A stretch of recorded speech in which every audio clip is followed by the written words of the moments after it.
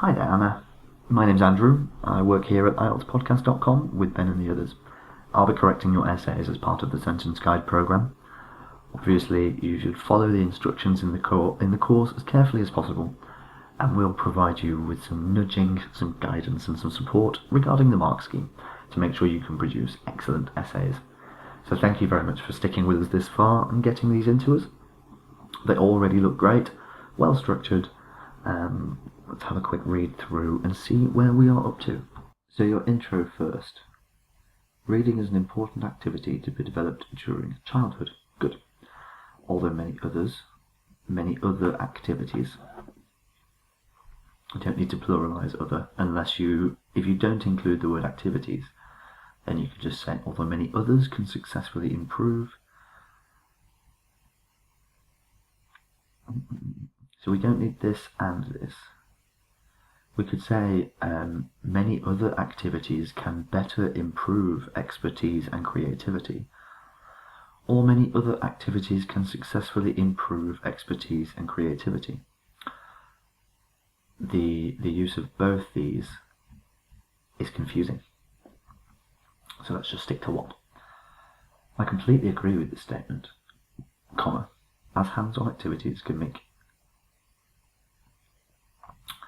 I think we should use, we try not to use words like make or get or let. They're not quite specific enough. We could say can render learnings longer lasting or more effective. Hands-on activities can be more effective or can create more effective learnings. Because to learn may be the verb, but a learning is also a noun. Something you have learned is a learning. This essay will discuss how pleasant activities can improve skills and imagination.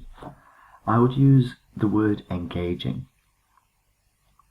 A pleasant activity is by its nature engaging because people engage with enjoyable things more easily than they engage with boring things. So using the word engaging is much more specific. But you have covered all of the points of the question in your intro, which is good. In your intro, we want to make sure we introduce the entire essay with a general sentence, that we briefly cover all points in the question, and that we give our own opinion. And you have done that successfully, just with some suggestions for smoothing and precision. So as you know, your body paragraphs are supposed to be an introductory sentence, an expansion, an example, and an explanation. And I can see that is already there, but let's see how accurate it is. Firstly, advances in technology enable us to develop numerous activities that improve skills more effectively than reading. This is largely because activities such as playing video games,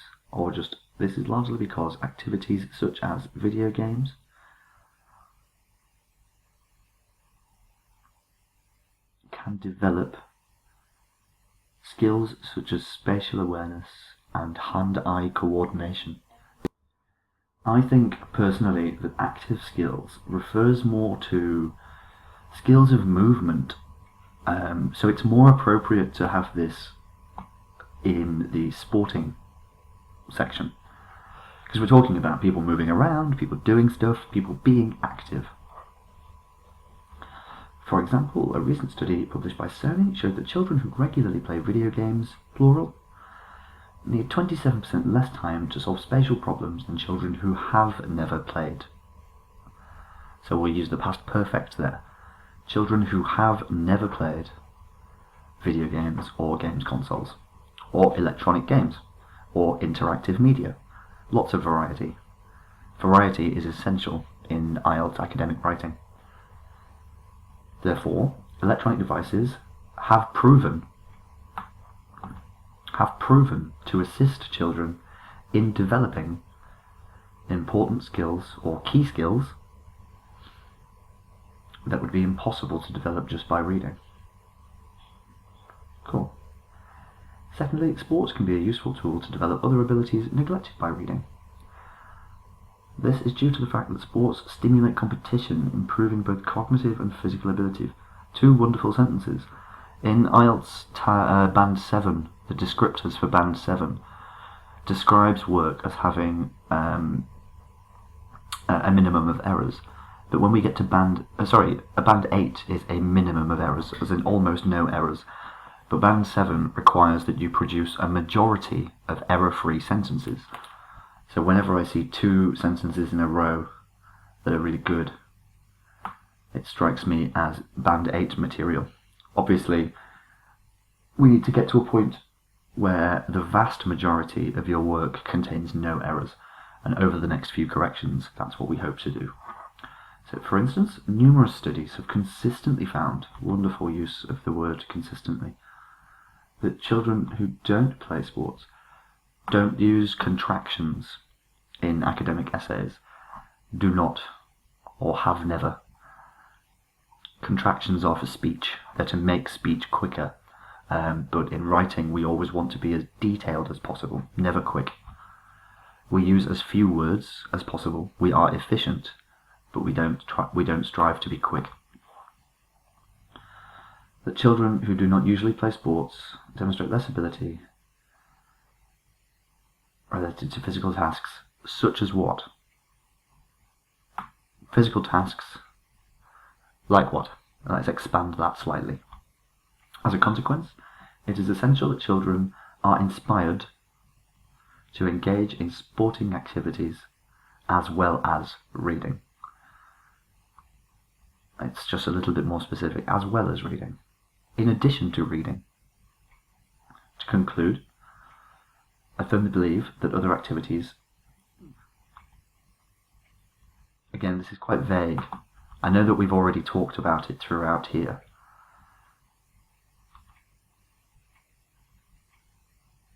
But we should say something along the lines of more fun activities or more engaging activities than reading. Let's guide the reader's mind to where we want them to think. So just saying other activities, they could think of absolutely anything. But let's keep it specific to this essay. More engaging activities than reading can successfully help children to develop and improve skills and creativity. Various skills and creativity. It is predicted that for fully... this isn't correct, but let's have a see. It is predicted that the complete... I suppose what we're trying to say is the total improvement, or the complete improvement, or the meaningful improvement.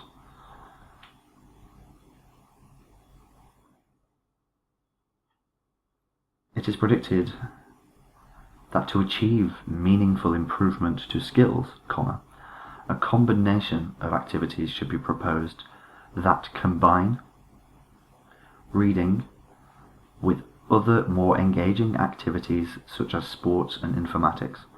Good. So your writing is actually really good, it's quite rich. What we need to do is solve minor errors in sentence construction, as well as stay away from ambiguous terms and stick to more academic language as suggested in this one. So let's just move on to your second task regarding communication. So what's the topic-specific vocabulary we're going to need to talk about communication? Probably going to have to talk about relationships, the depth of relationships, meaningful relationships, different methods of communication, internet-based, voice over IP technology, mobile phones. What are the old styles of conversation? Face-to-face communication, one-on-one conversation. So let's begin to, upon first reading the question, extract all of the variety of vocabulary that we may need, as well as our ideas. So let's have a quick look at your intro. So this here is less time. Fewer is for when it can be quantified with a specific number. So if you were saying that many families spend fewer seconds together because you can have a number of seconds, but it would have to be less time because you cannot have a number of time. Although as a standard, time is measured in seconds, fewer seconds, less time. Less fear, fewer fears. Fear is an emotion, an abstract concept. However, fears is a plural of the noun, so it would be fewer fears, less fear, resulting in less interaction and conversation. Cool. It is undeniable that individualism is one of the most challenging issues in modern society. So what's this about? I understand that you may want to bring up the issue of individualism, of Ayn Randism, but how does it relate? You must tie it in.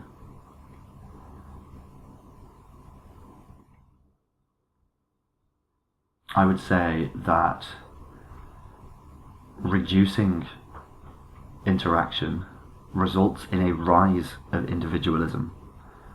It's necessary, isn't it? If people put less in community and more in themselves, individualism wins out. But in this sentence here, you don't state how individualism is related to reducing interaction. So this needs to be tied together. So your paragraphs. Firstly, modern life requires that individuals are away from home for the vast majority of the day, or for a large part of the day. For a large part of the day. This is largely because people spend more time working and commuting to provide for their family. I would say something like, this is largely because the modern workplace demands additional time. So we can switch our perspective to give variety. We're talking about first the individuals, but then in the next sentence we could talk about how the job itself demands more from people, that their responsibilities are increased. For example, a study by the UK government showed that during the day people spend more time at work than at home on average. The preposition is on for average, on average. Therefore, a limited amount of time is available to spend with family members, not within, with family members. This one is, I see what you're trying to add, but it's too disjointed. What this needs is working into here. So therefore, a limited amount of time is available to foster meaningful relationships with family members. That way, what does this result in? The fostering of meaningful relationships. So we could just say, therefore, a limited amount of time is available to foster meaningful relationships with family members. And if you really wanted to, you could say, by interacting or even just chatting. But words like chatting, just, even, they're not very academic. They need to be more formal. So we have some errors in word formation. A limited, not a limit. And we have some additional expansion that isn't necessary. And we need to expand some of our other sentences that are a little truncated. Secondly, even when people have time to spend at home, this is a little. I see what you mean. I see you would like to use this phrase, but it doesn't fit. It's not relevant that they are a nuclear family here. So secondly,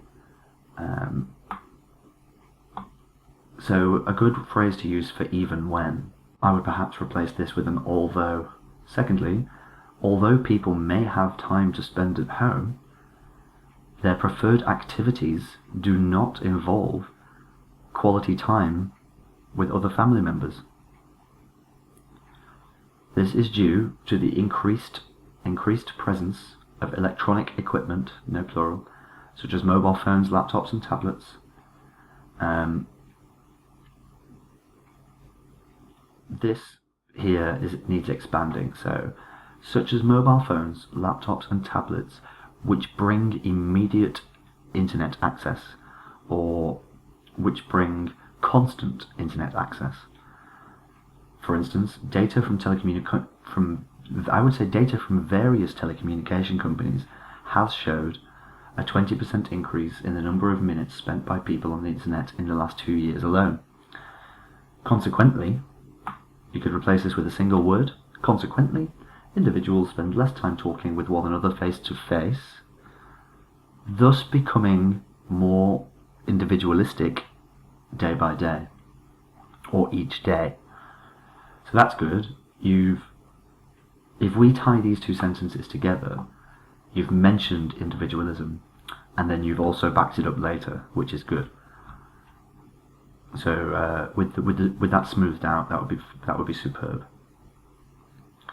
To conclude, I firmly believe that people in modern society have less time to spend among family members. I would go with the main point here. So I would say have less time to spend among family members, thereby reducing communication, or thereby harming relationships by reducing communication.